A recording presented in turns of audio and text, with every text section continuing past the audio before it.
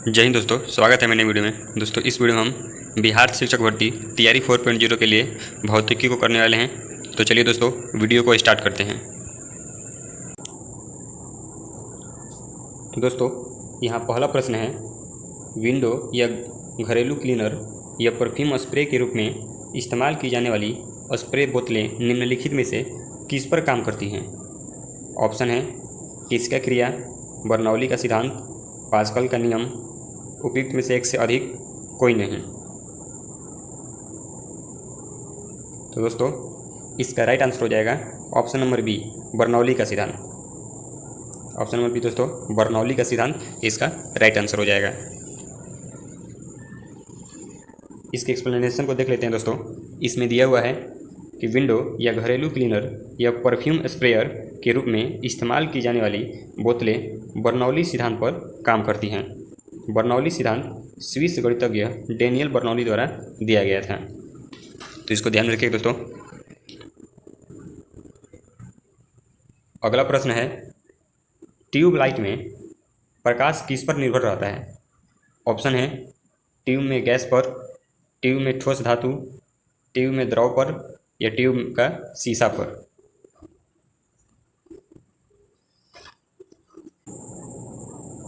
तो दोस्तों इसका राइट आंसर हो जाएगा ऑप्शन नंबर बी, ट्यूब में ठोस धातु पर।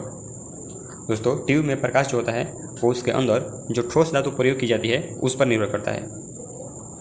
जैसे दोस्तों आप जानते हैं कि बल्ब में जो तंतु होता है वो टंगस्टन धातु का बना होता है। इसके एक्सप्लेनेशन को भी देख लेते हैं। इसमें दिया हुआ है कि ट्यूबलाइट में कांच की नली के दोनों सिरों पर टंगस्टन धातु के तंतु होते हैं तथा इसमें अल्प दाब पर पारे की वाष्प भरी रहती है। आगे दिया है कि ट्यूबलाइट का स्विच ऑन करने पर टंगस्टन तंतु से इलेक्ट्रॉन उत्सर्जित होते हैं तथा पारे की वाष्प के अणुओं को आयनित कर देते हैं, जिससे दीप्त विसर्जन होता है। इनमें से कुछ प्रकाश तरंगों की तरंगदैर्घ्य अल्प होती है जिन्हें हम देख नहीं सकते हैं। अतः इन अदृश्य प्रकाश तरंगों को दृश्य प्रकाश तरंगों में परिवर्तित करने के लिए नली के भीतर की सतह पर प्रदीप्त पदार्थ का लेप कर दिया जाता है, जो अदृश्य प्रकाश को दृश्य प्रकाश में परिवर्तित कर देता है। तो इस तरह से दोस्तों देख लेते हैं कि कैसे जो है बल्ब जो है जलता है, कैसे वह प्रकाशित होता है। अगला प्रश्न देखते हैं। इसमें दिया हुआ है कि पंखे की रफ्तार किस पर निर्भर रहती है? ऑप्शन है वोल्टेज पर, धातु पर, पंखे में एल्युमिनियम पर, पंखे में लोहा पर। तो दोस्तों इसका राइट आंसर हो जाएगा ऑप्शन नंबर ए, वोल्टेज पर। दोस्तों पंखे की रफ्तार जो होती है वो वोल्टेज पर निर्भर करती है। इसके एक्सप्लेनेशन को देख लेते हैं दोस्तों। इसमें दिया हुआ है कि पंखे की गति को वोल्टेज से नियंत्रित किया जा सकता है। वोल्टेज नियंत्रण प्रेरण मोटर फैन जैसे टेबल फैन की गति नियंत्रण की सबसे लोकप्रिय विधि है। पंखे की गति को प्रतिरोधक या रियोस्टेट नियंत्रण, संधारित्र नियंत्रण तथा इलेक्ट्रॉनिक नियामक विधि से भी नियंत्रित किया जा सकता है। तो दोस्तों ये सारी विधियाँ दी हुई हैं जिनके द्वारा हम पंखे की गति को नियंत्रित कर सकते हैं।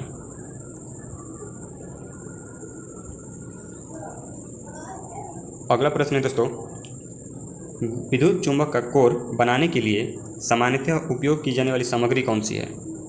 ऑप्शन है नर्म लोहा, स्टेनलेस स्टील, एल्युमिनियम, उपयुक्त में से एक से अधिक, उपयुक्त में से कोई नहीं। तो दोस्तों इसका राइट आंसर हो जाएगा ऑप्शन नंबर ए, नर्म लोहा। दोस्तों विद्युत चुंबक का जो कोर होता है उसको बनाने के लिए सामान्यतः नर्म लोहे का प्रयोग किया जाता है। इसके एक्सप्लेनेशन को भी देख लेते हैं दोस्तों। इसमें दिया हुआ है कि विद्युत चुंबक का कोर नर्म लोहा चुंबकीय पदार्थ से बना होता है। विद्युत चुंबक का उपयोग विद्युत घंटियों, लाउड स्पीकरों एवं टेलीग्राम के उपकरण बनाने में किया जाता है। तो इसको भी ध्यान में रखिए दोस्तों कि विद्युत चुंबक जो होता है उसका प्रयोग विद्युत घंटियों, लाउड स्पीकरों, टेलीग्राम आदि उपकरणों में इसको बनाने में इसका उपयोग जो है किया जाता है।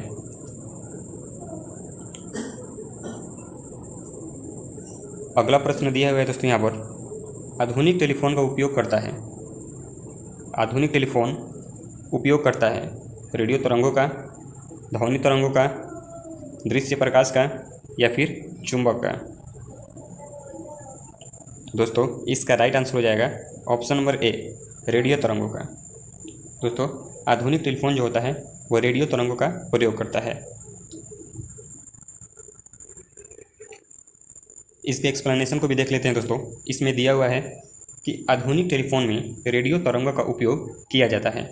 चालक तारों में आवेशों की त्वरित गति से रेडियो तरंगें उत्पन्न होती है। रेडियो तरंगों का उपयोग रेडियो और टेलीविज़न संचार प्रणालियों में भी किया जाता है। यह सामान्यतः 500 किलो हर्ट्ज से 1000 मेगा हर्ट्ज की आवृत्ति प्रांत में होती है। अगला प्रश्न दिया है दोस्तों, घड़ी में समय नापा जाता है। ऑप्शन है क्वार्ट्ज क्रिस्टल द्वारा, हीरा क्रिस्टल द्वारा, सीसा द्वारा, इस्पात द्वारा। तो दोस्तों इसका राइट आंसर हो जाएगा option number A, quartz crystal द्वारा। क्वार्ट्ज क्रिस्टल द्वारा दोस्तों घड़ी में समय को नापा जाता है। इसके एक्सप्लेनेशन को देख लेते हैं दोस्तों। इसमें दिया हुआ है कि घड़ियों में समय क्वार्ट्ज क्रिस्टल द्वारा मापा जाता है। आगे दिया है घड़ियों में प्रयुक्त क्वार्ट्ज क्रिस्टल सिलिकॉन डाइऑक्साइड होता है। क्वार्ट्ज क्रिस्टल एक पीजो इलेक्ट्रिक पदार्थ होता है। इसको भी ध्यान में रखिए दोस्तों, क्वार्ट्ज क्रिस्टल एक पीजो इलेक्ट्रिक पदार्थ होता है। अगला प्रश्न है, शीशे का उपयोग किया जाता है। ऑप्शन है सफाई के लिए, प्रकाश संचरण हेतु, शक्ति के लिए, कमजोरी के लिए। तो दोस्तों इसका राइट आंसर हो जाएगा ऑप्शन नंबर बी, प्रकाश संश्लेषण संचरण हेतु। प्रकाश संचरण हेतु दोस्तों शीशे का उपयोग किया जाता है। इसके एक्सप्लेनेशन को देख लेते हैं दोस्तों। इसमें दिया हुआ है कि शीशा एक धातु है जो नीले भूरे रंग की होती है। लेड में धात्विक चमक होती है। आवर्त सारणी में इसका परमाणु क्रमांक 82 यानी 82 होता है और इसे पीवी चिन्ह के द्वारा प्रदर्शित किया जाता है। शीशे का प्रयोग विद्युत केबल यानी ओवरहेड में या भूमिगत केबल में, शीशे का प्रयोग रासायनिक प्रयोगशाला में तथा बंदूक की गोलियों के निर्माण में भी किया जाता है। शीशे का उपयोग प्रकाश संचरण में भी किया जाता है। अगला प्रश्न दिया हुआ है, विद्युत संचरण ट्रांसमिट इलेक्ट्रिसिटी के लिए उच्च वोल्ट ग्रिड का उपयोग किया जाता है। कारण करंट अधिक है, शक्ति की हानि अधिक है, प्रतिरोध कम है, ऊष्मा की हानि कम है। तो दोस्तों इसका राइट आंसर हो जाएगा ऑप्शन नंबर डी, ऊष्मा की हानि कम है। ऑप्शन नंबर डी दोस्तों इसका राइट आंसर हो जाएगा, ऊष्मा की हानि कम है इससे। इसके एक्सप्लेनेशन को देख लेते हैं दोस्तों। इसमें दिया हुआ है कि विद्युत संचरण यानी ट्रांसमिट इलेक्ट्रिसिटी के लिए उच्च वोल्टेज ग्रिड का उपयोग दक्षता बढ़ाने तथा ऊष्मा की हानि को कम करने के लिए किया जाता है। ओम के नियम के अनुसार निम्न धारा निम्न प्रतिरोध हानि उत्पन्न करती है। विद्युत शक्ति के लिए नियत मान P बराबर VI के लिए निम्न धारा के मान के लिए वोल्टेज का उच्च मान आवश्यक है। निम्न धारा के मान के लिए दोस्तों वोल्टेज का उच्च मान आवश्यक है। अगला प्रश्न है दोस्तों, उपग्रह यानी सैटेलाइट का उपयोग किया जाता है। ऑप्शन है ऊर्जा पैदा करने के लिए, टेलीविज़न के लिए, रेडियो के लिए, प्रकाश हेतु।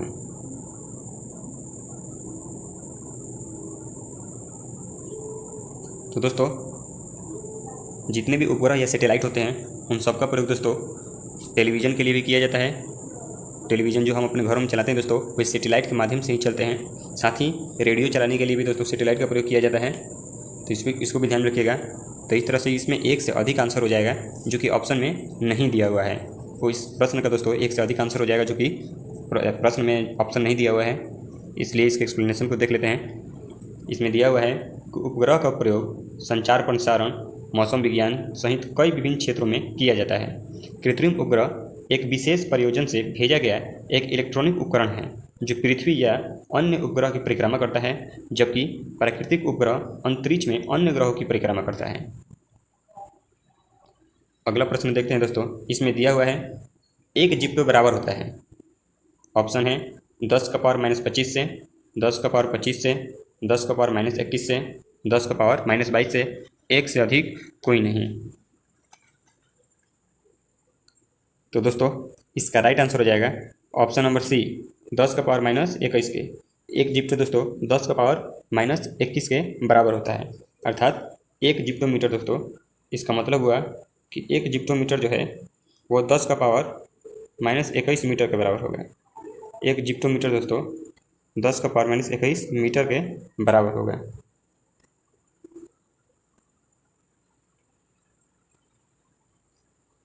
अगला प्रश्न है दोस्तों, पेंडुलम घड़ी की समयावधि कितनी होती है? ऑप्शन है 1 सेकेंड, 2 सेकेंड, 1 सेकेंड, 1 घंटा। तो दोस्तों इसका राइट आंसर हो जाएगा ऑप्शन नंबर बी, 2 सेकेंड। दोस्तों पेंडुलम घड़ी की जो समयावधि होती है इन दोलन का जो होता है वो 2 सेकेंड होता है।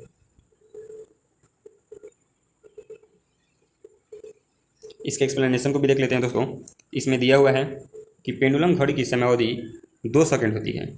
पेंडुलम एक निश्चित बिंदु से लटके हुए पिंड को कहते हैं। गुरुत्वाकर्षण के प्रभाव में यह आगे और पीछे दोलन करता है। दोस्तों दोलन गति के बारे में आप जानते होंगे कि दोलन गति में वस्तु जो होती है वो किसी बिंदु के आगे पीछे या फिर उस बिंदु के ऊपर नीचे समान वेग से गति करती है। उसी को दोस्तों दोलन गति के नाम से जाना जाता है। अगला प्रश्न दिया हुआ है दोस्तों यहाँ पर, बैरोमीटर की ऊंचाई में अचानक वृद्धि इंगित करती है। ऑप्शन है तूफान या चक्रवात, बारिश की संभावना, शुष्क मौसम, अत्यंत शुष्क मौसम, एक से अधिक कोई नहीं। तो दोस्तों इसका राइट आंसर हो जाएगा ऑप्शन नंबर डी, अत्यंत शुष्क मौसम। ऑप्शन नंबर डी दोस्तों इसका राइट आंसर हो जाएगा। बैरोमीटर की जो ऊंचाई होती है उसमें जब अचानक वृद्धि होती है तो अत्यंत शुष्क मौसम को दर्शाता है, जबकि जब धीरे धीरे वृद्धि होती है तो साफ मौसम को इंगित करता है। जब धीरे धीरे दोस्तों वृद्धि होती है तो वो साफ मौसम को दर्शाता है, अर्थात इंगित करता है। और जब दोस्तों अचानक गिर जाता है तो वो आंधी तूफान को दर्शाता है। इसके एक्सप्लेनेशन को देख लेते हैं दोस्तों। इसमें दिया हुआ है कि बैरोमीटर वायुमंडलीय दबाव को मापने वाला एक यंत्र है जिसकी सहायता से मौसम संबंधी पूर्वानुमान लगाया जाता है। बैरोमीटर की ऊंचाई में अचानक वृद्धि अत्यंत शुष्क मौसम की ओर संकेत करती है, जबकि बैरोमीटर के पाठ्यांक में अचानक आई गिरावट आंधी एवं तूफान का संकेत करती है। बैरोमीटर के तापमान में धीरे धीरे गिरावट वर्षा होने की संभावना को व्यक्त करता है। और साथ ही दोस्तों जब उसका पाठ्यांक ऊपर की ओर बढ़ता है तो मौसम साफ रहने की प्रदर्शित होता है, मौसम साफ रहने के संकेत मिलता है दोस्तों। और जब अचानक यानी तेजी में ऊपर की ओर बढ़ता है तो अत्यंत शुष्क मौसम का संकेत हमें मिलता है। अगला प्रश्न यहाँ दिया है दोस्तों, बहुत ठंड के मौसम में पानी का खाली स्थान जलीय जीवन को संरक्षित करने में मदद करता है। ऑप्शन है पानी का संकुचन, पानी का विस्तार, या फिर वाष्पीकरण, ऊर्ध्वपातन, एक से अधिक कोई नहीं। तो दोस्तों इसका राइट आंसर हो जाएगा ऑप्शन नंबर बी, विस्तार। दोस्तों बहुत ठंड के मौसम में पानी का जो विस्तार होता है वो जलीय जीवन को संरक्षित करने में मदद करता है। इसके एक्सप्लेनेशन को देख लेते हैं दोस्तों। इसमें दिया हुआ है कि बहुत ठंड के मौसम में पानी का विस्तार जलीय जीवन को संरक्षित करने में मदद करता है। ठंड के मौसम में जब तापमान गिरता है तब किसी तालाब या जलीय क्षेत्र की ऊपरी परत काफ़ी सघन हो जाती है तथा यह जलीय क्षेत्र के तल तक सिकुड़ती जाती है। तालाब में जल परिसंचरण तब तक चलता रहता है जब तक कि तालाब का पूरा पानी 4 डिग्री सेल्सियस पर अपने अधिकतम घनत्व तक न पहुंच जाता। इस प्रकार ठंड के मौसम में पानी में ऊपरी सतह के जम जाने के बावजूद तलीय क्षेत्र में जल का तापमान 4 डिग्री सेल्सियस बना रहता है, जिससे जलीय जीव आसानी से जीवित रह सकते हैं। तो इसको ध्यान में रखिएगा दोस्तों। अगला प्रश्न दिया हुआ है, निम्नलिखित में से ग्रीन हाउस गैस है। ऑप्शन है carbon dioxide, ozone, CFC, methane, एक से अधिक कोई नहीं। तो दोस्तों इसका राइट आंसर हो जाएगा ऑप्शन नंबर ई, एक से अधिक। अर्थात दोस्तों ग्रीन हाउस गैसों में कार्बन डाइऑक्साइड, मीथेन, ओजोन ये सारी जो गैसें हैं मुख्य रूप से आती हैं। दोस्तों इसके एक्सप्लेनेशन को भी देख लेते हैं। इसमें दिया है ग्रीन हाउस गैस पृथ्वी के वायुमंडल में मौजूद वैसे गैस हैं जो पृथ्वी से परावर्तित होने वाले विकिरणों को रोककर वायुमंडल को गर्म बनाए रखती हैं। कुछ प्रमुख ग्रीन हाउस गैसें जैसे carbon dioxide, methane, nitrous oxide, जलवाष्प, हाइड्रोकार्बन, हाइड्रोफ्लोरोकार्बन और ओजोन। इस प्रकार प्रश्न में एक से अधिक विकल्प सही होंगे। तो विकल्प ई दोस्तों इसका सही आंसर हो जाएगा। अगला प्रश्न है दोस्तों, नाई की दुकान में दो समतल दर्पण रखे जाते हैं। ऑप्शन है एक दूसरे के समानांतर, एक दूसरे के लंबवत, 45 डिग्री के कोण पर, 60 डिग्री के कोण पर, एक से अधिक कोई नहीं। तो दोस्तों इसका राइट आंसर हो जाएगा ऑप्शन नंबर ए, एक दूसरे के समांतर। दोस्तों जब आप नाई की दुकान पर बाल कटवाने दोस्तों जाते हैं तो आप देखते होंगे कि दोनों तरफ शीशे लगे होते हैं ज़्यादातर, और दोनों जो होते हैं वो सीधे यानी कि खड़े रहते हैं, अर्थात ये दोनों जो है दोनों दर्पण उसमें जो है समांतर रहते हैं।